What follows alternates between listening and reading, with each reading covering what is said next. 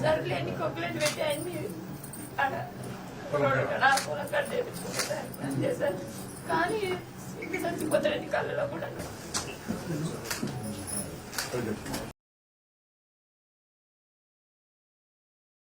ఈనాడు మరి ఇటువంటి చాలా విచారితమైన విషయం, కేవలం తప్పుడు కేసులు పెట్టి వైఎస్ఆర్ కాంగ్రెస్ పార్టీ అనే ఉద్దేశంతో మరి ఎక్కడో కార్స్ ఆడుతూ ఉంటే తప్పుడు కేసులు పెట్టి హీనాతిహీనంగా వాళ్ళని కొట్టి మరి తప్పుడు కేసులతో గంజాయి పెట్టి జైలుకు పంపించి ఆ అవమానం భరించలేక మరి ఆత్మహత్య చేసుకున్నటువంటి కుటుంబం ఈరోజు పరామర్శిస్తున్నాం.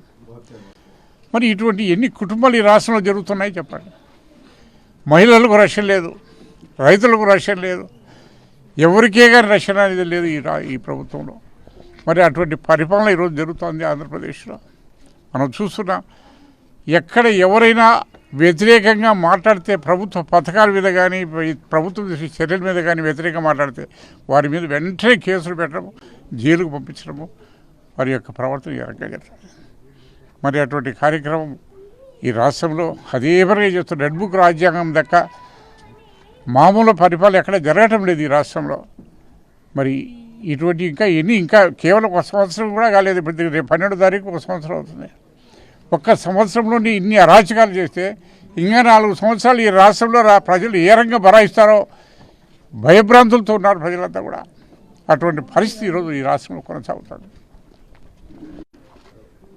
పోలీస్ హెరాస్మెంటు ఇవాళ రాష్ట్రంలో కావచ్చు, వైఎస్ఆర్ కడప జిల్లాలో కావచ్చు పరాకాష్ఠకు చేరింది.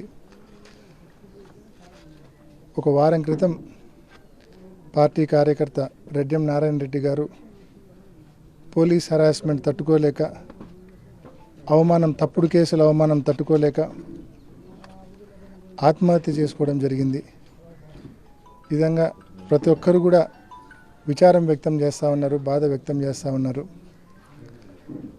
ఎంత అన్యాయం అంటే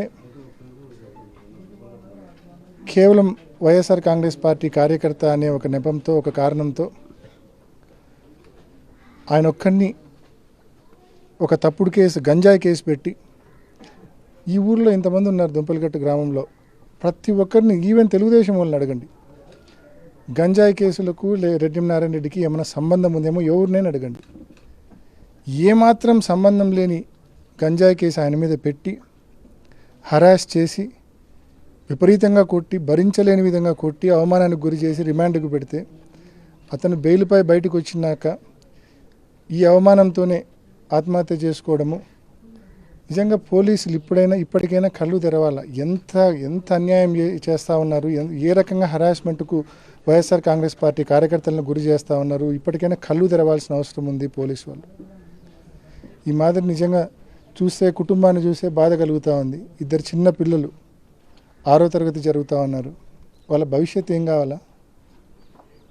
కేవలం పోలీస్ హెరాస్మెంట్ దీనన్నిటికీ కారణము. ఇప్పటికే ఎఫ్ఐఆర్ కూడా హెరాస్ చేసిన సిఐ పైన నమోదైంది. ఈ న్యాయస్థానాల్లో ఖచ్చితంగా ఈ విషయంలో ఖచ్చితంగా ఈ కుటుంబానికి పార్టీ కూడా అండగా ఉంటుంది. న్యాయస్థానాల్లో వీరు చేసే పోరాటంలో పార్టీ కూడా అండగా ఉంటుంది. తప్పకుండా తప్పు చేసిన, అన్యాయంగా ఇతని మరణానికి కారణమైన సిఐని ఎవరు ఇన్వాల్వ్ అయితే వాళ్ళందరినీ కూడా తప్పకుండా న్యాయస్థానాల ద్వారా వీళ్ళందరికీ కూడా శిక్ష పడేటట్టు కూడా చేస్తామని చెప్పి కూడా తెలియజేస్తూ, ఈ కుటుంబానికి అన్ని రకాలుగా జగన్మోహన్ రెడ్డి గారు మరి చనిపోయిన ఆ రోజే ఫోన్లో కూడా మాట్లాడారు. ఇవాళ నన్ను, అదేవిధంగా సురేష్ అన్నను, మా ఇన్ఛార్జ్ పెద్ద ఆయన రఘురామరెడ్డి గారిని, మా అందరినీ ఈ కుటుంబం దగ్గరికి పంపించారు. పార్టీ తరఫున సహాయం కూడా చేయడం జరిగింది. ఈ రకంగా జగన్మోహన్ రెడ్డి గారి తప్పకుండా బ్లెస్సింగ్స్ ఈ కుటుంబానికి ఎప్పుడు కూడా ఉంటాయి. అన్ని రకాలుగా పార్టీ యొక్క సహాయ సహకారాలు ఈ కుటుంబానికి ఉంటాయని గట్టిగా తెలియజేయమని చెప్పి మా ద్వారా జగన్మోహన్ రెడ్డి గారు తెలియజేశారు. తప్పకుండా ఆయన సూచనల మేరకు రాబోయే రోజుల్లో కూడా ఈ కుటుంబానికి అన్ని రకాలుగా పార్టీ అండగా ఉంటుంది. పోలీసు వాళ్ళని కూడా మరొకసారి మనవి చేస్తూ ఉన్నాం, ఈ మాదిరి తప్పుడు కేసులు పెట్టడం, ఈ మాదిరి కార్యకర్తలను హెరాస్ చేయడం ఇకనైనా మానుకోండి అని చెప్పి పోలీసు వారికి గట్టిగా హితవు పలుకుతూ ఉన్నాం. ఇప్పటికే జిల్లా వ్యాప్తంగా జూదం పెరిగిపోయింది, దొంగతనాలు పెరిగిపోయినాయి. అన్ని గంజాయి వాడకం పెరిగిపోయింది, అన్ని విడిగా యాంటీ సోషల్ ఎలిమెంట్స్ ఇవాళ రాజ్యం వెళ్తూ ఉన్నారు. ఎవరికి భయం లేదు పోలీసులు అంటే.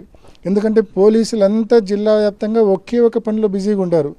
వైఎస్ఆర్ కాంగ్రెస్ పార్టీ కార్యకర్తల మీద తప్పుడు కేసులు పెట్టడం, వాళ్ళను కొట్టడం, వాళ్ళని హరాస్ చేయడం, వాళ్ళని హింసించడం, ఇది తప్ప ఈ జిల్లాలో పోలీసు వాళ్ళు చేసే పని ఏం లేదు. కాబట్టి పోలీసు వాళ్ళు అంటే స్థానికుల్లో ప్రజల్లో భయం పోయింది పూర్తిగా. ముఖ్యంగా ప్రజల్లో తప్పు చేసే వాళ్ళల్లో పోలీసు వాళ్ళు అంటే భయం పోయింది పూర్తిగా. కాబట్టి జూదం పెరిగిపోయింది, గంజాయి వాడకం పెరిగిపోయింది, అన్ని రకాలైన దొంగతనాలు పెరిగిపోయినాయి, క్రైమ్ పెరిగిపోయింది, ఆడవారి మీద అఘాయిత్యాలు పెరిగిపోయినాయి.